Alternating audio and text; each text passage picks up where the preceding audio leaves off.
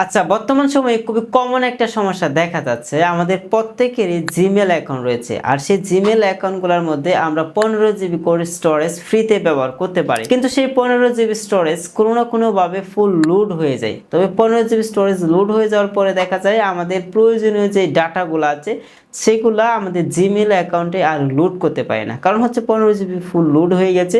কিন্তু সেখান থেকে আমরা চাচ্ছি কোনো কিছু ডিলিট করে দেওয়ার জন্য। মানে যে জিমেইল অ্যাকাউন্ট আছে সেই জিমেইল অ্যাকাউন্টের 15 জিবি স্টোরেজ থেকে আপনি চাচ্ছেন কোনো কিছু পার্মানেন্টলি ডিলিট করে তারপর আপনার প্রয়োজনীয় যে ডাটাগুলো আছে সেগুলো আবার আপনি আপনার জিমেইলে লোড করবেন।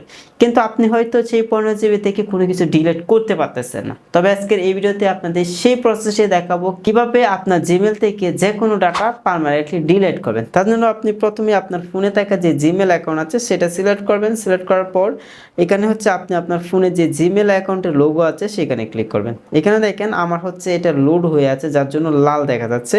তো এখন হচ্ছে এখান থেকে হচ্ছে আমি ম্যানেজ স্টোরেজ এখানে আমরা ক্লিক করে দেব। এখানে ক্লিক করার পর এখান থেকে হচ্ছে স্ক্রল ডাউন করে নিচের দিকে আসবো। এখানে আমরা দেখতে পারবো ক্লিন আপ স্পেস, আমরা এখানে ক্লিক করে দেব।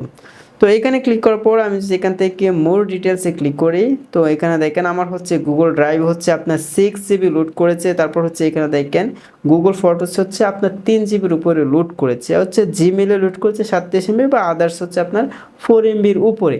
তো হচ্ছে 66% হচ্ছে আমার লোড হয়ে গেছে। তো তেমন ফুল লোড হয় নাই, তবে প্রায় সময় দেখা যায় 80% লোড হয়ে যায়, 100% লোড হয়ে যায়।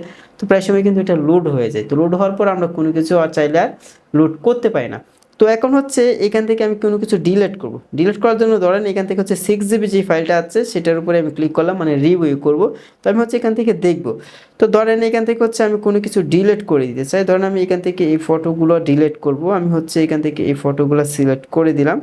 তো সিলেক্ট করার পর এখান থেকে হচ্ছে আমি ডিলিট যে আইকন আছে এটার উপরে ক্লিক করে এখান থেকে হচ্ছে আমি টিকমার্কটা উঠিয়ে এখান থেকে পার্মানেন্টলি ডিলিট এখানে ক্লিক করলে দেখবেন একটু লোড নিয়ে অটোমেটিকলি ডিলিট হয়ে যাবে। দেখেন 20 এমবির উপরে কিন্তু ডিলিট হয়ে গেছে।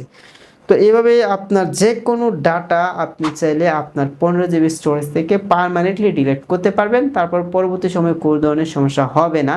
তো আশা করি আপনারা বুঝতে পেরেছেন। তবে এই ধরনের গুরুত্বপূর্ণ ভিডিও পেতে আমাদের ইউটিউব চ্যানেলটি এখনই সাবস্ক্রাইব করে রাখুন।